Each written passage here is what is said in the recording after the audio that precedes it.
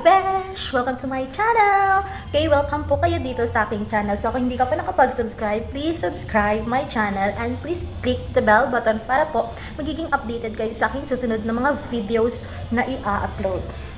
So bakit ako ngayon nandito sa harapan nyo? Dahil pag-uusapan natin kung paano ba mag-order sa Shopee. Siguro familiar kayo, no? Kung ano yung Shopee, no? Alam nyo, dito sa Shopee, napakaraming mura dito, besh. As in, 100%. Ang daming mura. Pero, yung iba kasi, hindi nila alam kung paano mag-order dito. Dati kasi, may COD pa. Ewan ko lang ngayon ha, kasi yung umorder ako, hindi siya available. So, dahil wala naman akong bank account, sa remittance na lang akong nagbabayad. Anong klaseng remittance yun? Emlulier. So, ayun po. Mamaya po malalaman nyo kung paano po yun siya, no? Okay, then, mamaya po ay magsa-shoutout ako after nitong video, pag malapit na matapos yung video ko. So, malalaman nyo kung sino yung mga isa-shoutout ko at kung sino yung mga nagpapa-shoutout, mamaya po isa-shoutout ko kayo. So, relax ka lang dyan. And by the way, wag na natin itong patatagalin. Punta na tayo sa ating main topic. So, ngayon, sisimulan na natin yung screen recorder ko. And if you like this video and if you want matuto sa paano mag-order sa Shopee, so keep on watching dahil ready na. Pupunta na tayo doon. So, ulit-ulit, no? Kanina pa tayo, no? So, okay na! Tara, let's! Okay, first ay pupunta tayo sa playstore para mag-install ng Shopee application. So, type Shopee. So, ayan, lumabas na siya. Click nyo lang at i-install. So, open na po nakalagay sa akin kasi po nakapag-install na ako ng Shopee application. So, kung hindi ka pa nakapag-install, install first po para po magkaroon na po kayo ng sariling account. Now, pupunta tayo sa Shopee application. Open nyo lang. Then, click nyo yung me. Dahil dyan po tayo dyan po tayo gagawa ng ating magiging account. So, pupunta na nga tayo ngayon sa ating account setting. Then, my profile. So, pwede nyo pong, halimbawa, wala pa kayong profile, change nyo lang po. Then, click nyo lang po yung profile at select from gallery kung ano po yung magiging profile nyo. Kapag nakahanap na kayo, click nyo lang, then crop. So, hanap ng magandang anggulo. Then, click nyo lang po yung check sa taas. So, yun na. And then, kung may pwede pa kayong fill upan dyan, halimbawa yung gender, birthday, profile. So, pwede nyo po siyang i-fill up. So, naka-fill up na ako.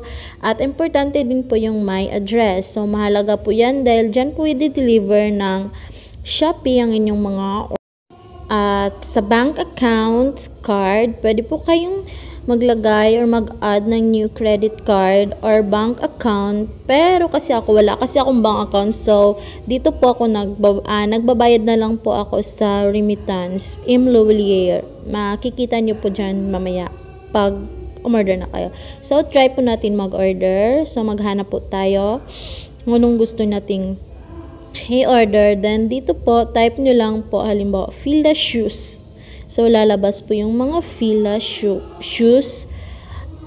Yan. So, mura lang. 428 pesos. So, ang ganda-ganda na, no, besh. Select nyo lang po at kung anong kulay ang gusto nyo. Halimbawa, all white. Then, yung size. Then, add to cart. So, pupunta po yan siya dun sa taas, no? Doon po natin i-click pag nag-order na tayo yan. Ayan na, nakikita nyo po, lahat ng inad to cart ko is nandyan. So, ang total po is 4,612. So, medyo mahal-mahal yan siya. Pero hindi ko yun i-order lahat. I-check nyo lang kung ano yung gusto nyo i-order. So, tatanggalin ko yung iba kasi no, yung pera ko naman is halimbawa, iilan lang or magkano lang. So, kung ano lang yung kaya ng budget is yun lang muna. At least nasa cart na siya. So, kung may pera kayo, pwede nyo lang siyang i-order anytime. Yan. Tinanggalan ko ng mga check yung ayaw ko munang i-order dahil nga Fila shoes muna. So, ang naiwan, 428. So, yan lang siya. Then, i-check out nyo po siya pag okay na. Yan. At makikita nyo po dyan kung magkano yung shipping fee. Ngayon kasi sa Shopee, pag nakaabot kayo ng 500, parang magkakaroon kayo ng free shipping. So, may shipping voucher po ako na free. Pag meron po kayo niyan, i-okay nyo lang po yan siya. So, ayan, nag-less po yung 125, nagiging 105 na lang siya. So, nagkaroon ako ng discount. And the total ng babayaran ko is 533. So, yan na po yung payment option. Dahil wala akong bank account, wala akong pera sa Shopee wallet ko. Diyan po tayo magbabayad. Click nyo lang po yan at yan makikita nyo, Remittance Payment Center. So, tingnan nyo yung cash on delivery, hindi po siya free. So, sa Remittance Payment Center na lang po ako magbabayad. Click nyo lang po yan. Remittance Center. Meron pong online payment, bank transfer. So, ayan, click ko niya at may pagpipilian po dyan. Bayad Center, SM Bills, Robinson, 7-Eleven, LBC Bills, Cebuana Luwilier. So, doon po ako sa Luwilier, ML. Then, i-click nyo lang po yan, Luwilier, dahil dyan po ako magbabayad. Yan na. Then, confirm. Yan. Nakalagay na po payment option, Remittance Payment Center, Luwilier.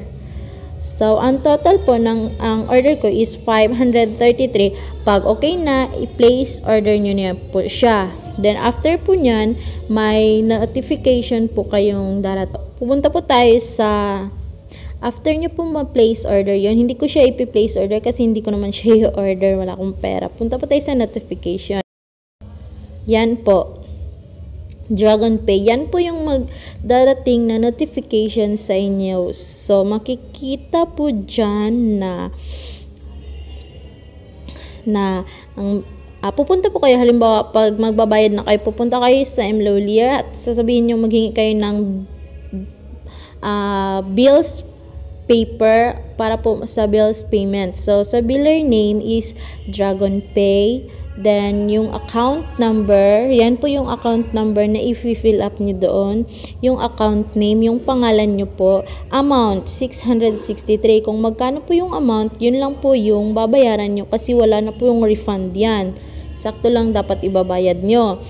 Plus, description niya is the Shopee payment. Nakalagay dyan ng deadline na pwede kayong magbayad. Kung hindi nyo siya babayaran within that deadline is ika-cancel po nila yung order ninyo. So, may additional 20 pesos nakalagay po dyan na may additional 20 pesos yung babayaran sa ML. So, kaya po yan siya. Click po muna natin yung Shopee. Makaka-receive na po kayo dyan ng notification na na-confirm na po yung payment. Halimbawa, ganyan po, payment confirm. Yan po yung notification na marireceive nyo. Then, ang red na ito is to ship na siya. So, dyan na po yan siya. Ibig sabihin, isi-ship na nila yung order nyo. Then, makakakuha kayo ulit ng notification pag na-ship na yung order kung saang lugar kayo at then, yung red na yan is to receive. So, nakikita nyo to receive. May inaantay na po akong order kasi may in-order po ako. So, waiting na lang na po ako to receive. Kaya, malalaman nyo kung nasaan na ba yung mga order nyo. O na-ship na ba siya, na-receive na ba siya, ganon. At kung sa araw na yon is madi-deliver na yung order nyo, is magte-text naman yung Shopee. Kasi may contact number naman kayo. So, yan nakalagay dyan kung kailan nyo marireceive yung order nyo. May date po yan siya. So, yan po sa taas. Yan po yung in-order ko. Kalagay po dyan sa taas kung anong araw at date, anong date nyo marireceive yung order nyo. Then, pag darating na yung araw na yan, is magte-text naman yung magdi-deliver na i-receive na daw po yung order nyo. So, may example po akong ipapakita dito kung anong text po. At kung na-receive nyo na, click nyo lang yung order, receive. Ayun na, na-deliver na po sa inyo. Pipirma na lang po kayo doon na na-receive nyo na po. So, yung red na yan, pupunta na yan sa complete. Then, may cancelled dyan. Never pa naman akong nakapag-cancelled kasi so far, wala pa akong na-cancelled. Lahat po satisfied ako sa lahat ng in-order ko. Completed po lahat. Yan na po yung lahat ng nai-order ko. Wala pa naman po akong na-cancel na order, then return, wala po akong na-return or na-refund kasi hindi pa naman po ako binigo ni Shopee. Try nyo pong umorder, try nyo pong magkaroon ng account at mag-order sa Shopee dahil napakamura po ng mga bilihin nila. Ayan po, may wallet balance ako na 15 kasi po sa my Shopee coins, everyday na magla-login kayo is makakakuha kayo ng point something na pwede nyong ipunin kasi po halimbawa nagka-short po kayo, pwede nyo po siyang pambayad. Okay, tama, okay din naman siya, maganda rin naman siya, no? Sayang din naman kasi yung points, nagla-login ka naman din araw-araw, so i-click nyo na lang po yan. So sabi dyan, come back tomorrow to get ganon. So yun na po siya, pwede pa kayong mamili ng iba dyan. So, yun na nga mga beshwaaa. Sana po ay may natutunan kayo. And if you like this video, please like po. At kung hindi ka pa nakapag-subscribe, beshwaaa, please subscribe my channel. And pag-click na rin ang bell buttons para po updated kayo sa magiging susunod na video ko. Thank you! At ngayon po, shout out to JM14. Thank you po sa pag-subscribe ng aking channel. Salamat po. At kay Gerald Miranda, maraming salamat po sa pag-subscribe. Thank you very much. Special mention to Giselle Valdez. Hi Giselle! Thank you sa pag-subscribe. Thank you so much sa pag-support. Ayan, na-shoutout na kita. Salamat ng marami. At kay Evelyn Clamar. Hi Evelyn! Thank you for sharing my YouTube channel on Facebook. Salamat sa pag-share at pag-support na mag-subscribe sila. Si Evelyn po kasi, shinare niya po yung YouTube channel ko sa Facebook. So, nakaka-touch talaga, beshwaaa. So, maraming salamat po. Ganun talaga, beshwaaa. Support lang ha sa mga kabuangan ko ha. Thank you so much. Maraming salamat po sa lahat ng nag-subscribe. Although hindi nyo po ako kilala, hindi ko po kayo kilala, pero nag-subscribe po kayo. Thank you for supporting my kabuangan. Maraming salamat from the bottom of my heart. Maraming thank you. Okay? Sana po nagustuhan niyo yung video na ito. Thank you for watching and see you on my next video. Bye!